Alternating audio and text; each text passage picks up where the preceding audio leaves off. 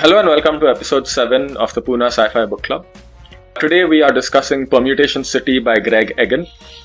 It's a cyberpunk novel that explores themes of consciousness and mortality. I have Vivek and Vara joining me as usual, and since this was Vivek's pick, I'll let him describe the themes. Other than that, you know how it works. We'll spend a few minutes discussing the book without spoilers, and then in part 2 we'll dig into the details, and we will of course have spoilers then. So with that said, Vivek, tell us about the book. So Permutation City is actually the second in a trilogy of books which are not strictly related to each other but explore certain related set of themes, I think, which are kind of dear to the author. The author is new to me. I was recommended the book and I hadn't really read it before it came up on the podcast, or rather I recommended the podcast. There are 2 other books in the series, but Permutation City by in and of itself is kind of is a self-contained story. So the basic world in the book is kind of the human near future, the 2040s, 2050s is kind of where the book picks up. In this point of time, humans have devised a method, or rather have advanced a couple of interrelated technologies to a point where you can now digitally upload an image or a copy of a human brain in such in such good fidelity that you basically create like almost a second consciousness or a kind of mental copy of the person into software, right? And the way that technology has evolved is that it kind of evolved from surgical software, which was kind of developed for simulating procedures in the human body, and it got better and better from there, and eventually led to a point where you started preserving the brains, the neural patterns and the brain images of people who were kind of terminal patients, and eventually led to a place where if you were very wealthy and you wanted to kind of preserve a backup of yourself, if you thought you were going to die, you could do that. And this copy, as they are called in this world, you would live inside a kind of virtual world, a kind of simplified representation of the human world with kind of slightly glitchy, not fully rendered version of the human world, in which you had certain set of limited legal rights as an entity. For example, you could continue running your businesses and your personal human affairs from there. And like there's some amount of, and this technology is fairly new to the world. So it's not yet like the focal center of everything. Like there are a number of people who have opted for it, but it's still pretty much a kind of rich man's game, right? So that's the kind of setting. There are also numerous other things happening in the world at the same time. The advent of all this advanced computing technology has led to all kinds of different competing approaches to human problems as a thing. But we are kind of narrowly focused on a few characters and on a very specific problem set within the story. We mainly follow 2 characters, a guy called Paul Durham, who is an insurance salesman, who is kind of trying to pitch a certain solution to very rich copies. So he's a human, but he is pitching a certain product to a bunch of copies. And the second character is Maria De Luca, who is a software programmer who ends up helping Paul Durham in kind of developing the product that he's kind of pitching to them. The story is kind of cyberpunk, because the basic premise is mind separateness from body and stuff like that. But the bigger themes of the book, I think, are to do with things like artificial life, cosmological rules of physics, the basic foundation of reality and stuff like that. It's pretty grounded, hard science fiction book. Explores a lot of ideas, a lot of concepts, and kind of rather strong detail. Presents some interesting notions and ideas, but all in all, that's the scope of the book. Very big scope, but a very tight, short, kind of contained story, focused on a very small set of characters, largely about its ideas, and that's what it is. So without getting too much into it, that's the basic setup for the book. Yeah, and I want to add one thing which I think just got skipped, that the copies, they run at a much slower rate than the real world, it makes sense to simulation. Yeah. And so I think the richest people in the world can run their copies at, I think, 1/17th of real-time speed. So for every hour that passes in the simulation, 17 hours pass in the real world. And then as you get poorer, that ratio worsens, and so there are people who are living at like 1/60th, 100th, whatever that might be. And so that's like an important point of conversation in the book as well, because there's always this fear of the copies that they cannot keep up with the outside world. So if you're running a business, there's 24 hours of things happening and you only have like an hour and a half to catch up to all of that to run your business. There are like number of interrelated themes that the author kind of talks about, including like social inequity in this kind of world. The copies themselves exist in kind of a bit of a gray area, both human society wise as well as legally and other things. They're legal, they are being like mostly deceased former billionaires. They kind of are lobbying for certain legal protections and permanence in their own way. And there are, of course, the older world people whose religious concerns are there that death should be a natural state. But those things are like lesser the point. I think the story focuses on a smaller subset of the characters who are kind of obsessed with the idea of immortality as a concept. And given that these copies have a very heavy reliance on physical infrastructure, I think there's a description of a global shared kind of computing network, which can be kind of bought and sold on an exchange, and that kind of perpetuates income inequity inside the digital world as well, because people who can't afford computing resources, they are sometimes paused. The simulations are paused till prices normalize.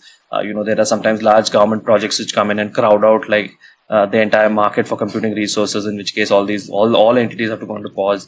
Prices fluctuate, speed of computation fluctuates, and somewhere there is a sense that there's a bit of resource scarcity even in this world, which is kind of, in theory, kind of unlimited resources, right? So that the basic constraining factor is the availability of computing resources to kind of build out. And I had a big problem with that. Yeah, so I'll leave it to a computer scientist to explain the issues with the system as it's described. But that was the social setup of it. Okay, so once again, before we get into that, sorry, Varad, I just want to talk a little bit about some other stuff. So we have the two main characters that Vivek talked about, and then we also have two copies that we follow called Thomas Ryman, who's some financial billionaire, and it's his copy.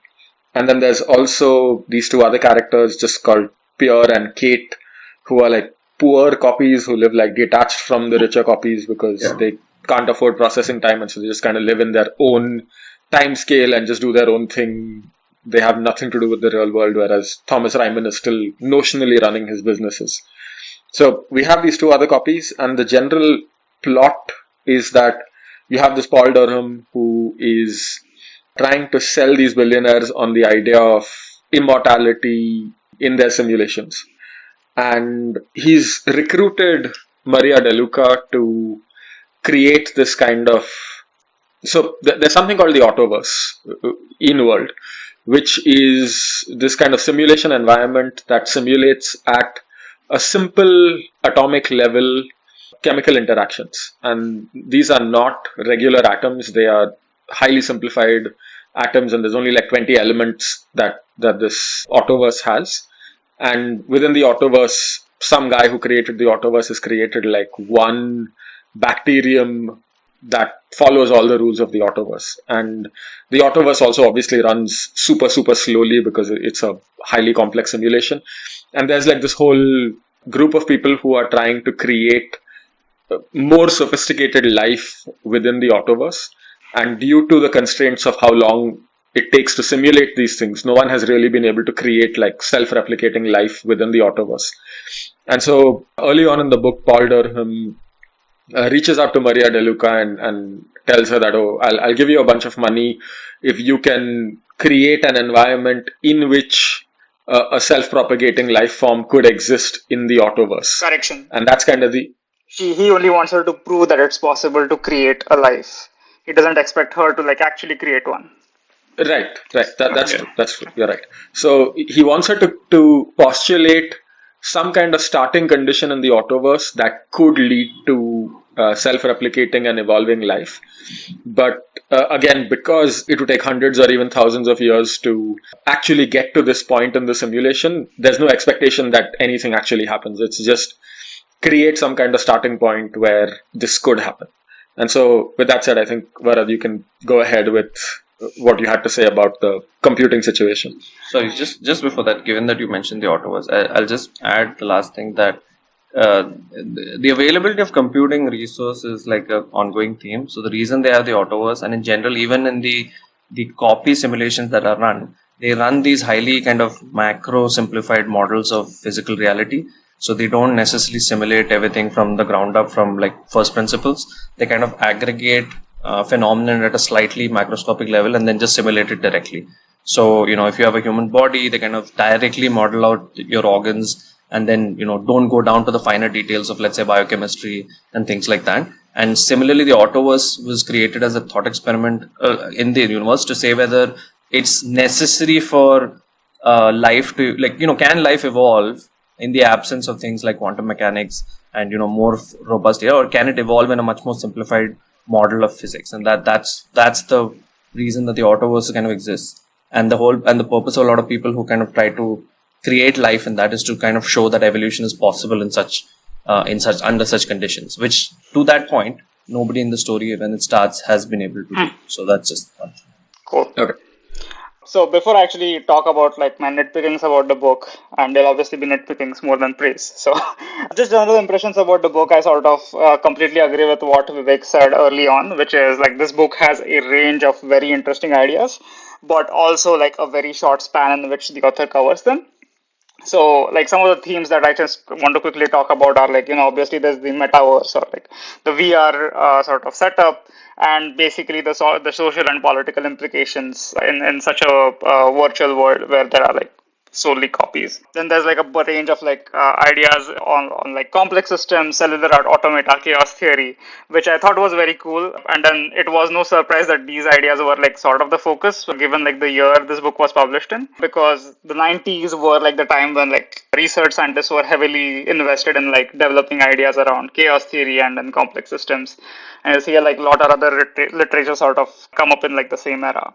And then there's obviously like a bunch of other themes that again Vivek has already covered, like, immortality, the concept of self-identity, basically this concept called solipsism, which is like a philosophy where like a person believes that only their mind, so what, like, only the thing that they know for sure exists is their mind. And then anything outside of that is questionable. And so that's like a theme that's like heavily explored in this book. So my comment here was that like this sort of like huge range of ideas in a very short span was both like good and bad. Like good because like clearly impressive how the author was able to like fit so many ideas in a short span, but also hard because the author does not have enough time to flesh out every idea in like great detail. So that was like the general impression of the book. Otherwise a very cool book. So just regarding the computing power, right? I was surprised that given like how popular this idea of a copy, like this copy in a VR world is, I was surprised that they have a computing resource crunch, which also becomes like a plot point. Given that like there are so many billionaires and even like I guess some poor people, right? Like for example, the character of Pierre, right, who's not as rich, was able to get like a spot in this as a copy. It seems to be a popular place for people to be in after death, I guess, or even when they're living. And so clearly there's like a lot of demand for computing, and it just didn't seem natural for me that like computing bottleneck was such a big issue. So I guess that was like my one sort of complaint there. That kind of makes sense to me given the time frame of the book. Like in the 1990s, these large scale distributed systems would not have been that common. And so, and who could have predicted how much just semiconductors would evolve and you would have so much more processing power available today than 25 years ago, right, when this book came out. So I think that's a product of its time. I agree. And not so much like a plot element I have an issue in with. the book. I got the impression that it's not a hugely popular thing to do. One, because it's super expensive, and in fact, the two characters, the Kate and Pierre characters, I think are stowaways in this product. Yeah. No, they're not stowaways. They're not stowaways. They're not stowaways in the real. Oh, they're not. They're just like slow running copies. Because somewhere they put a price on it, right? It's something like $600,000 to like get yourself uploaded into the basic version of this. Yeah. And not a lot of people have opted for it because it's mostly, even amongst the billionaire set, it's like a fewer bunch of them. And there are other projects which kind of compete for like large scale computing power. Like there are these massive weather simulations and things like that, which people are also doing. So this is not actually one of the most, the important things from social perspective which are happening. It's seen as kind of a niche. Yeah, I think it's still like early days. Yeah, it's like early days for this kind of technology in universe. I had one more thing to discuss. The other thing where, again, like, this is more of a question to you guys more than a problem with the book. And that was, how exactly these copies run on these systems, right? For example, if you're running like code on a computer system, it's going to be mostly like a deterministic execution where a preset or like a predetermined set of instructions run on a machine sort of, right? But when it comes to these copies, I did not understand whether these copies have the ability to make sort of or to be able to change their code ad hoc. And then this goes into the discussion of free will. They do have the ability to change their code ad hoc, I think. And yeah, like I don't want to get into too much detail here. Maybe we can talk about that post spoilers. But I think there are. I think if you see the origin that they described for how that system came to be, it was like medical software, which was creating like whole scale simulations of the human body. First for like surgical purposes and then for like medical training purposes. So what tends, if you're a copy, you're basically a slightly more advanced simulation within like an existing kind of program set. So within that, however your brain would have worked, it works. With some, like they can add like sensory differences. Like, so you can play with some elements of it. So your sensory perception can be played with. You can change size and shape and color. You can look different, and all these things are there. But you fundamentally can't change like the way your brain is, because that's kind of copied, and that doesn't get modified. That was my understanding. So that's how you remain who you are, kind of like, right. In that sense. But yeah, I was more talking about in the sense of like free will, right? And then this sort of like metaverse setting where is your brain being just run like a piece of deterministic code, or your specific copy code has the ability to make decisions that could alter its own path? I think the answer is yes. I think you do have the ability to do that. Okay, so I think we're running a little long in the tooth on the pre-spoiler section. So just some things I wanted to talk about. I have to say I didn't like the book overall. I think it was quite boring to read. Like I would give this like 3 on 5 at best. I just could not get myself interested in the stories of the characters. Like I think they were just like paper thin characters. The central idea of the book actually is really fascinating, and we'll talk about that more in part 2. But other than that, like I feel like the whole conversation about the Church of the God Who Makes No Difference, like just a whole lot of the world building didn't seem interesting to me. Like I just was not interested, and like the human interest stories of like Ryman and Pierre just felt like filler material that I have to get to a whatever 250 300 page target, and so I'm just going to fill it with these completely uninteresting characters and just philosophize about things that happen to them. And so in the interim, I also read this book called Perihelion Summer, which is another book that Greg Egan has written, and it's a more recent book. And that one also I felt was just like full of a lot of like unnecessary description of things, where it's just like it's not necessary to describe to me every nut and bolt that you can see in the universe. Like just get on with the actual story. So those are kind of like my thoughts on this. Like I didn't really enjoy reading it too much. So let's get you guys' kind of review thoughts on it before we get to part 2 and kind of start talking about the spoiler stuff. Yeah, so I agree with Mohit, like in terms of character, like the characters, they were not interesting by themselves, but I would still rate the book highly, maybe 4 out of 5, just because of like the range of like the different interesting ideas that made me like think about them for so long. So this was an insanely hard book to read and like to think about, and that's why it was like interesting for me. Yeah, I think I agree with Mohit as well. I think it could have been a short story. Like the Riemann character, Ryman character, the Katie, like they didn't really matter in the grand scheme of things. And there was a lot of like, in fact, I could even argue that the last 20-30% of the book was not necessary, depending on your point of view. But it could have been condensed a lot more. And the author was like one of those authors who's like expounding a lot of ideas. But I did like his ideas. I found them kind of bizarre and struggled to understand them. I think the central idea is compelling, and it's going to be the first thing I'm going to talk about once we're done with this section. So I would give it a 4 and 5 on creative, but warn people that it's a bit of a slog to read. You skip a few pages, you'll be fine. You won't miss too much. Just try and read the parts with Maria, and you'll be more or less okay. For the listeners on the podcast, there's like an FAQ page by the author for people who That is almost as difficult as have gone through the book and have a bunch of questions. I read that and I was like, what?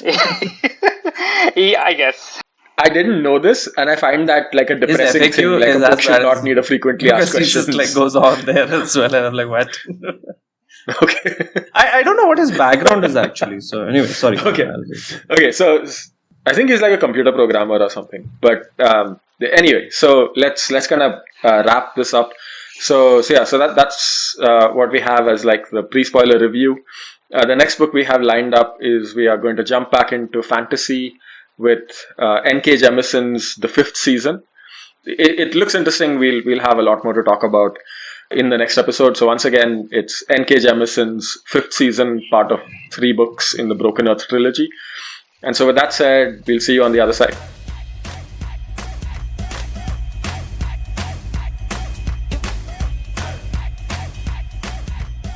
So I am just going to dive right into what I think the central idea is. Dust theory. And so, what?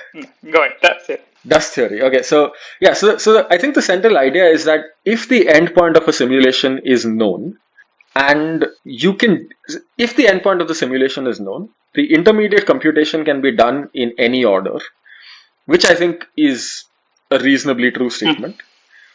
And if this simulates a consciousness, then the consciousness will feel the same way, regardless of the order in which those states are computed in real world time.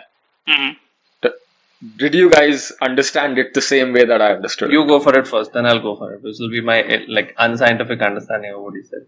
Okay, so I will try to explain it, and again, I might be hopelessly wrong. So basically, what's happening is that somehow all the states are pre-computed quickly in some fashion, like in a sequential manner, but the simulation is not actually run.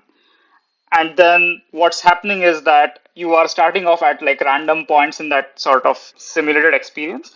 And so imagine like that from like the simulation's perspective, right? Like, so suppose the entire simulation was for 10 seconds. You run it for 1 second in a sequential manner. Then you pause it. Then you start off at like the 5th second randomly. So from the simulation's perspective, it feels as if like it's gone through the entire history of the 5 seconds. And it's starting it off from there. And then it continues forward. Then it breaks off and then you go back to the 3rd second. Now, again, from the simulation's perspective, it feels like as if like I've been only running for 3 seconds. It will completely forget the whole 5-second thing which was in the future. And so therefore, no matter at any point of time from like the copies or the simulations point of view, it feels like as if like it's been going through like all the states in like a very sequential fashion. That's what I understood.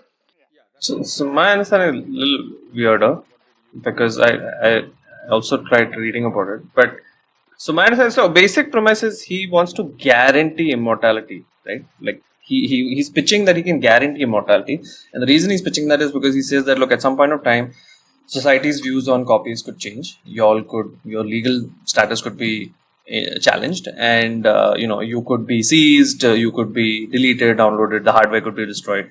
So you're not really immortal because you kind of rely on the real world to kind of exist. And so he has a method that he thinks he's devised, Paul Durham, to guarantee immortality. And his method relies upon a few postulates, right? Like one his postulate is that the world, like physics, is one configuration of the world, right? And the world is fundamentally mathematical in nature. So it is a derivative of math, and all of it is not necessary to sustain conditions that like some big conditions that we kind of experience and know, right? This is one underlying thing, right? So the Autoverse kind of demonstrates that, like you cure this thing, etc. Second postulate is that there is like a infinity of all possibilities kind of thing, which is that any configuration which can exist mathematically will exist, and will not only exist, it will exist like infinitely. Like there will be like multitudes of such things. Now, so two things there, right? One, there is the way this will probably require describing thing, but if you recall, there's a thing that he talks about, the Garden of Eden kind of thing, right? Which is giving rise to a system which cannot arise naturally. Correct.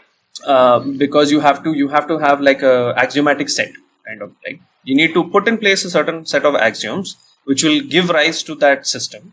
But the axioms have to come from God's hand kind of thing, right? So they call that a Garden of Eden. It cannot arise naturally just from whatever situation, right? So you can trace, if you go back to that moment in that world, you can trace it back to one event which cannot be explained in terms of that world itself, right? So it is an externally placed event, right? The second concept is the one that you guys were talking about, which is that a simulations, like your perception, and the example he gives is that if you have a running simulation and I stop it, and then I show it a picture of a clock in the real world, and I stop it, and then time goes on in the normal world as goes, and you switch on the simulation. From the simulation's perspective, the only thing that happens is the clock has suddenly jumped ahead, right? Similarly, you could do that, but you could also just delete the program on the computer, shift it to another computer, and then restart it, and its experience would be exactly the same. So, putting those two things together, what I thought he was saying in dust theory was that you can guarantee immortality if you can somehow transmute yourself into a system, right, which currently doesn't exist, right? So you create a system which through a set of rules, which will therefore exist because you needed the Garden of Eden kind of hand in it. But once it existed, it fulfilled the basic rule that there will it comes into being, and there are multitudes of it. And so, in some sense, you then start existing in all of those multitudes. So that's how you got this. So even if your underlying physical world got destroyed, simply because you kind of bootstrap this thing into existence, it would continue to exist, right? And it would continue to exist because you needed it to exist to fulfill this rule of the universe. So it was kind of like there's no cause and effect per se. It's like once you set in place the cause and then the effect, then they were kind of interrelated. So so if you just bootstrapped it to exist, it would then automatically imply that it was always there, in a way. And that was how he was kind of... And not just future states, like even I think what you said, it has always existed and it can use states from the past as well. So... What I understood was that you needed to do something unique so that it was not a system that could naturally arise through the mechanisms of the universe. But once you gave rise to it, and because it existed within our universe, it became a subset possibility which now exists. And then because it got bootstrapped into existence, it now exists permanently. And it exists everywhere, all at once. And so that's how you kind of created a new world in some sense. And that's how you created immortality. So, first and foremost, that's like a way more succinct explanation of the central plot of this book than I could ever have managed. So, good job on that. 100% agree. And then, I think it's generally what I took from it. But I don't understand it like completely. Yeah. Like I won't be able to like write it down on a piece of paper and like thoroughly. So Varad, you want to talk about like the it's a Turing machine they built, right? They simulated a Turing machine, right?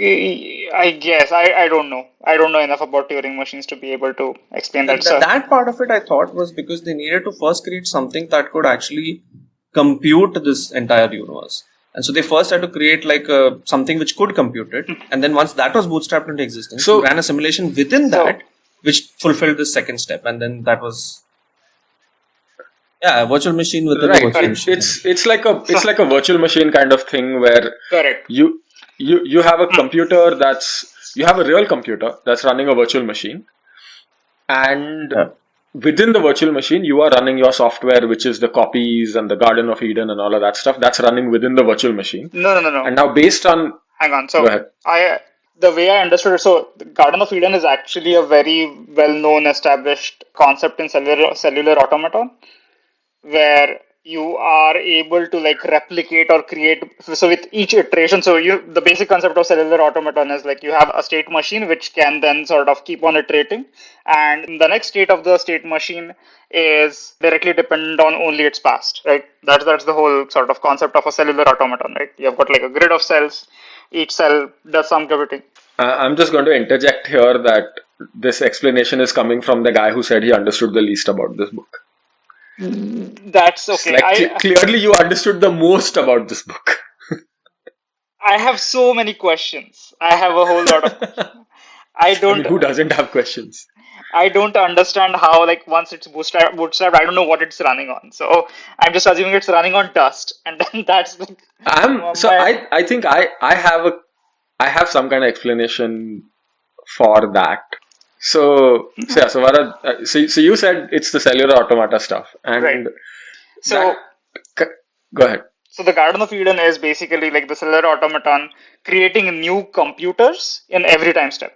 And that's why they can actually Yes. start scaling this in each time step. And then each Right. of these computers are in the context of the cellular automaton in like 4D, 5D, whatever, are then able to like actually do the computation of the copies.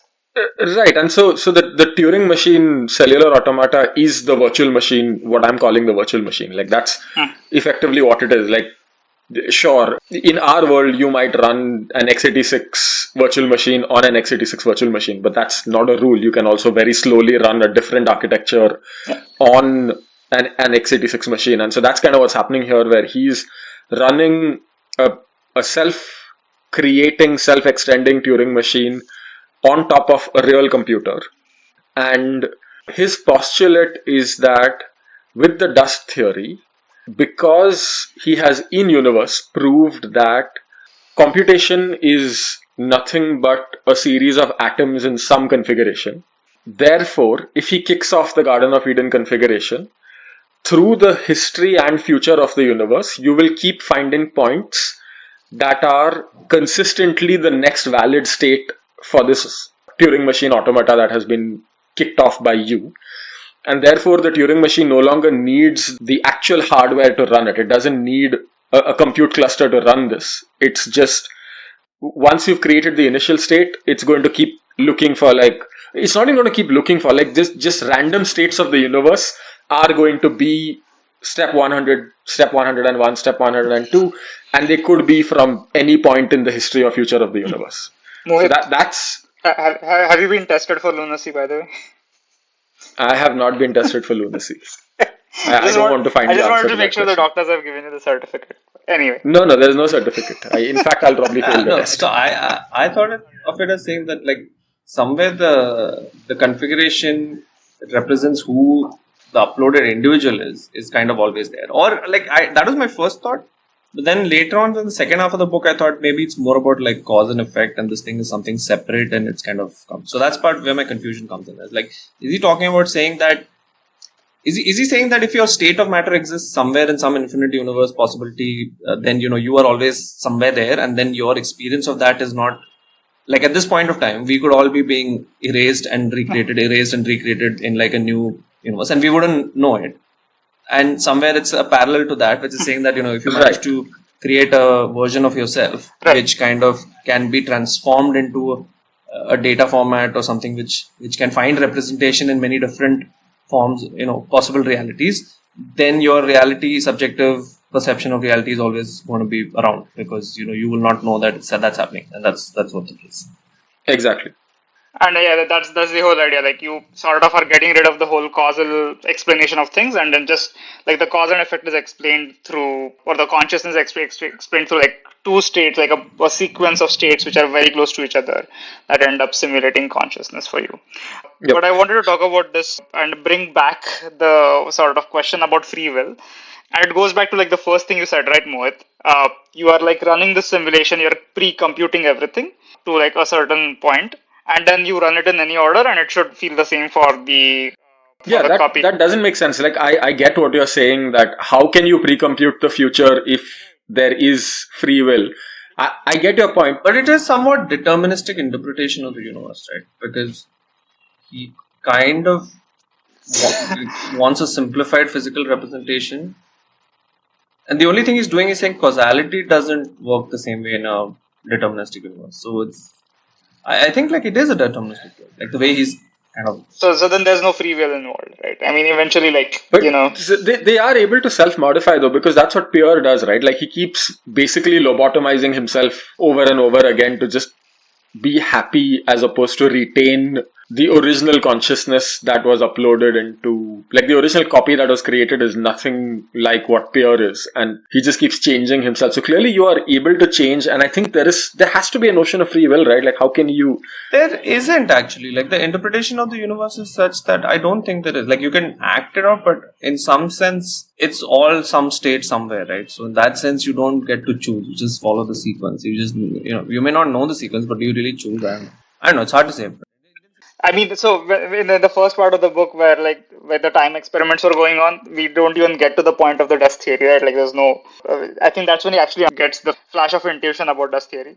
But at that point, I was like, Yeah. So Varad, hold on. So I know you have to drop in like 10 minutes. So there's one thing, since you've brought up the thing about the experiments. I think there was like a big plot hole here which was just kind of waved away, which is like the big plot twist, right? The plot twist is that the guy that the experiments were being run on was not Paul Durham's copy. It was just Paul Durham inside a virtual environment, which that's like a big twist. Like I did not see that coming. But based on that, it is now, because it's a real person experiencing some kind of simulated reality, it is literally impossible for those experiments to have occurred. Like this whole thing where he says that I have like 50 copies that I simultaneously was while I was also the real guy. And I'm like, that's not true. There was just you. There was just you thinking that you were experiencing copy experiments, but it was just you. And while I find the dust theory idea compelling, his experiments no longer make any sense. His experiments do not create any basis for the dust theory because he did not actually run them out of order and prove that he got the same outcome. Like, it makes no sense. It feels like a big plot hole to me that he just kind of went with it and everybody went with it, even though his experimental basis is flimsy. That's what Maria tells him, right? That's what Maria does tell him. And I don't think his explanation was convincing. She said the same thing exactly. Like, it wasn't you, it wasn't your copy, it was just you run in like sequence. There wasn't any sort of out of order experiment at all. That part I didn't understand, his whole insanity, and the only thing I got was that he at some point inserted himself into it to experience what a copy would, because not everybody takes to the copy thing. Like, some people have a freak out when that happens, and then you have to give them the option of bailing out. And he was one of the types who would freak out. So he put himself into it to condition his brain so that he could be a copy. No, I get all that. I get that. Like, I get the thing of wanting to experience the thing as a copy. But the whole thing is like, he spends a third of the book running experiments. Like, you're reading about these experiments of like, oh, I'm running them in this order, in that order, I'm running them backwards, forwards, whatever. And then at the end of that, if I'm just told that those experiments have no meaning, like, that's frustrating as a reader, because it's just, your central theory is compelling, but you have provided no in-universe justification for why it's true or why it's correct. And you wasted my time with these experiments. Was he really insane? Then he got like lobotomized. What, he had some surgery done? I didn't get that part. Yeah, I mean, he clearly was right, because at the end of the book, we are in Elysium or Permutation City. That's where we are. So clearly he was right. Yeah. But I just feel like the build up to why he's right doesn't make any sense. I think it was a fluke that came out right. So that's what. Yeah, and then other than that, like, I again want to talk about like how flimsy the characters were. Like, just the whole thing of like Paul and Maria sleeping together made no sense whatsoever. Yeah. That's an unexpectedly violent part of the thing. I was like, okay, which is there. Why did he kill himself? I didn't understand. I think the idea could have been what about the second part? We haven't spoken about that, but like the Lambertians and all of that. Like, firstly, like, my biggest gripe was like, why did he want an alien planet inside his human thing? Like, that didn't seem necessary at all. But for him, it was like some kind of experience of first contact, but then there are actually two separate worlds with time perception things. So I was like, why did you want this in your model? Like, first I thought it was going to be the basis of how we would create this world. Then it's like, no, you just wanted aliens? It's kind of weird. Why don't you just simulate aliens? You can do whatever you want in your computer world. He's the guy from the History Channel. I think that's the problem with this book. He just starts off with an interesting idea. He's like, okay, I'm done with this idea. I just want to move on to something else, try something new. So I'm going to also squeeze in First Contact in this book as well. So is it First Contact? Because they don't even belong in the same universe, right? Like, they technically... like, that's the other thing I don't understand. Like, they're just like completely different pieces of software running on the same computer. How do they talk to each other? No, because... I don't want to talk about that part, but I think still it's First Contact, because the two sort of sets of worlds are created differently. Like, the copies are still a byproduct of like evolution in like the Earth, in our solar system / Earth, or in our universe, versus this Autoverse thing, which is like completely created from a different sort of set of organisms, right? At the philosophical level, I understand the First Contact thing. But it's like running Counter-Strike and Age of Empires on your computer. and then suddenly saying that, oh, the villagers from Age of Empires can now become like a counter-terrorist in Counter-Strike. Like, that makes no sense. They're separate pieces of software. How do they if you talk to just each other? said that, okay, I want the autoverse thing because at some point of time, there'll be degradation or entropy or whatever, and then we need to move to a, physical form which is self-constructed, self-consistent. I would have understood that. But to like a theme park kind of thing, which is like, hey, first contact, maybe. I was like, what really? Like, you endanger your entire project you've been obsessed about by having that. Just the idea. And then in the end, it, of course, does screw them. So I was like, I didn't understand that part either. Like, because the Lambertians develop a different concept of how the universe originated, I don't understand how it would modify the entire thing and like endanger that's not how. To the cause and effect funda, because they came up with a conception which was actually a better construct, and it automatically started like affecting this one because there was no causal effect. That's interesting. So that was the funda of that. But I was like, that's a completely different story. Like, right? That's like, no, I still don't understand. Like, why would that modify their? Because they bootstrap their own reality through their mind. Like, those things were like, they were born out of math literally. So somehow they were like, very mathematically inclined.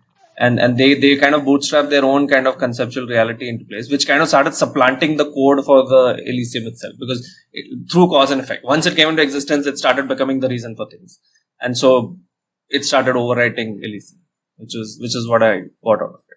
That's like, okay, cool, but why have this stupid thing in your code in the first place?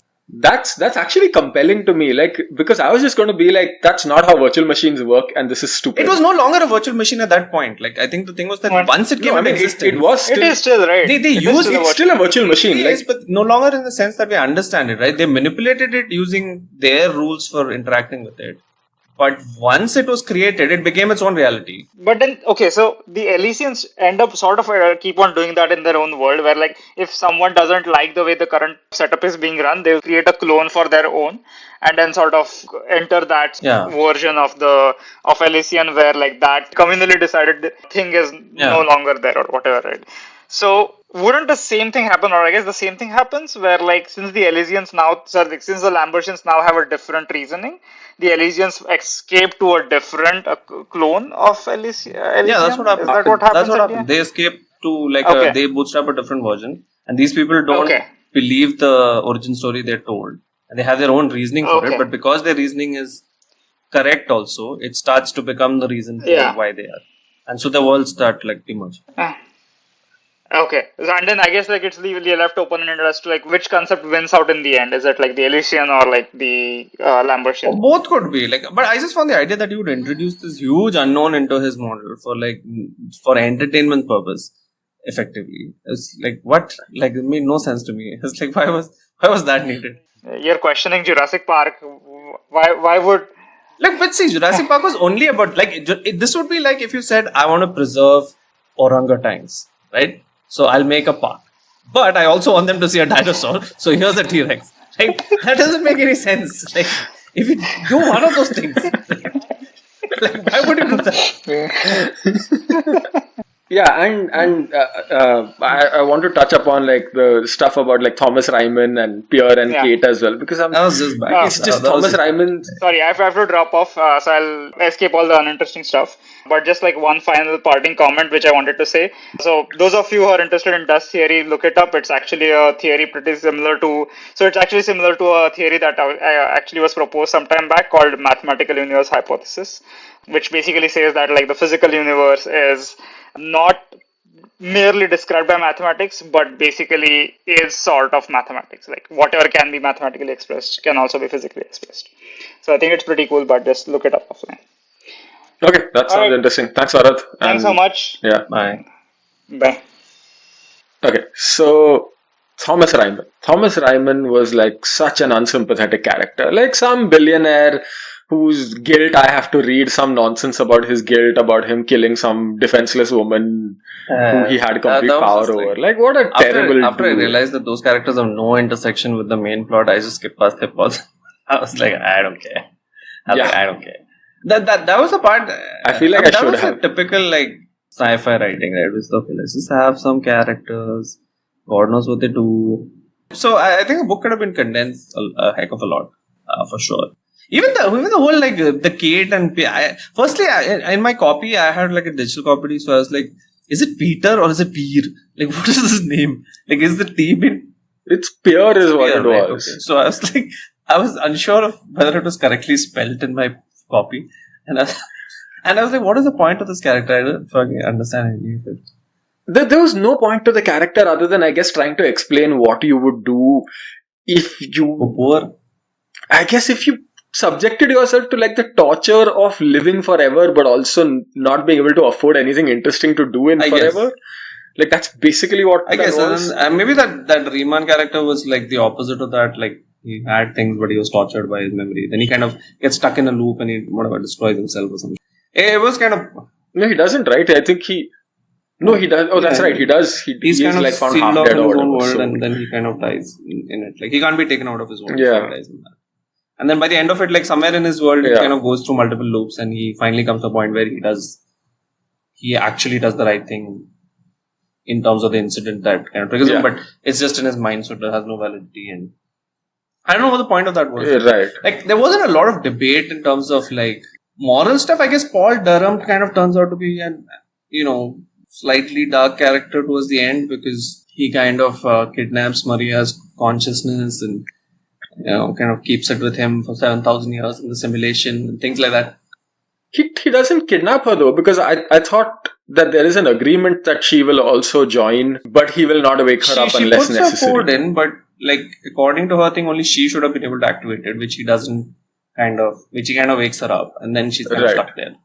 So it's a bit of like Stockholm syndrome kind of situation where like I didn't understand why he was an insurance salesman and how he knew all this stuff.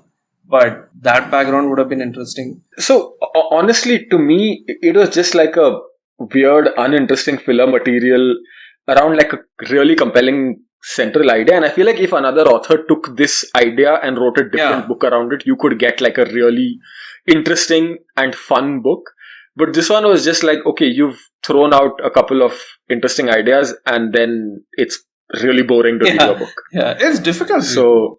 It's difficult to read the book. Like yeah, it's definitely somebody else could have chopped it together, I think, into a better story overall. Like I think just drop all of like the Ryman and Pierre and Kate stuff, and you've got like half the book back, and then you can spend some time actually like seriously exploring Paul's background, exploring other stuff. Maybe this whole stuff, like I said, right? The thing about the Church of God who makes no difference. I'm like, why have you dedicated pages to this when it doesn't really make any difference to the plot in any way? Like, it's just pointless world building. They were like interesting, like even the operation was called Butterfly, which is like the typhoon control software, which is just talked about. It's like, you put lots of like thousands, millions of like rods in the ocean, they kind of stimulate like water temperature at various points of time, and with that you can control like typhoons, you can diffuse them or whatnot. And I like it's interesting. Like the only thing I'd say in the face of this very, very grand kind of story, that the human themes throughout it were kind of bland, right? I guess the Riemann character and the Kate character, all that were kind of for that reason, but because they were not central POV characters, you didn't, and so you had like Paul Durham and his obsessiveness, but that was just like, okay, he's obsessive, but that's about it. There was no greater overarching theme or commentary on humanity and peace. And to contrast this with another book, if we go back to like, World's End, right? Wherein, right at the very end of that, humanity escapes into a lower or higher dimension. And then you kind of realize that is what most advanced civilizations end up doing, which is that, once they've fought their intergalactic wars to a point, they kind of escape into a higher dimension and collapse the world behind them. And then humanity kind of escapes as this like stowaway in that system, right? And then we find new beginnings. But it comes after like this long thematic story about like, our good things, our bad things, and the death of the world as it is. And so it has a lot of weight when that happens, right? And you're like, exactly. It feels like an earned conclusion in that book. This was similar in that idea, which is like, okay, you're telling a story just from that perspective. It's just like, okay, is the final state of a highly advanced civilization to kind of immortalize itself by, getting sucked up and in and out. But it came with very little human touch, which was kind of, maybe like he attempted to put it, but it didn't pick up last. Yeah. So that was kind of But make a good movie, I think. Might be interesting. The only way to make it a movie would be to make it some kind of thriller where like you can't tell if you're a copy or not, and some kind of plot around that. It's like the Matrix, right? It's like the Matrix. Yeah. Or Inception. Inception is basically what it would be. I don't have much more to say. Like after the conversation, I think I might upgrade my review to like a 3.5 on 5, but I still would not like heavily recommend this book to people. Like it was just, it's interesting, but it's hard to read. And yeah. It is surprisingly not a very well-known book. I couldn't find a lot of material discussing dust theory or central premises of this stuff. So, in that extent, I did like that. But again, I think this, as a short story, this would have been nice. Let's say it's somewhat similar in concept to like, Tales from My Daughter. What is that? Like the Ted Chiang story. Story of Your Life. Arrival. Story of Your Life. Yep. Right? And Story of Your Life also deals with this somewhat like perception, reality, cause effect. That's actually a good point. But it's explained in a very that's a good point. In a very tight, succinct. And I think we should discuss either Stories of Your Life or Exhalation. We should do one of those books, because I feel like Ted Chiang is someone who, in a short story format, can really deal with these really wide focus, big ideas, and like in 40 pages, it feels like I've understood something, I've really felt something, I felt for the characters, and I think he does a way better job of it on those kind of ideas. Yeah. So I think we should talk about that at some point. Like I think a future book should be Exhalation that we do. Yeah, but I think he does a good job of that. Like human story, tight, controlled. My last word on this, but I do appreciate that the author writes at this kind of scale. Of like thinking. I don't know what the other books are about, but I think the entire series is called like I think Speculative Cosmology, something like that. And so it is like about various grand theories of creation and stuff like that. So that's nice. I mean, it's like very old school in a sense, but not a lot of people write like that. So it's definitely very old school science fiction. Like you can tell that this does not have like the polish of like recent science fiction. Yeah. That's it. That's Permutation City. Okay, so that's everything that we have for you. Thank you for sticking with us and listening to us ramble on about this book. Once again, as a reminder, the next book that we have is a fantasy book. It is N.K. Jemisin's The Fifth Season, book 1 of the Broken Earth trilogy. And so, we are looking forward to reading that, and we look forward to talking about this book with you on the next episode. So, see you guys. Bye. See you.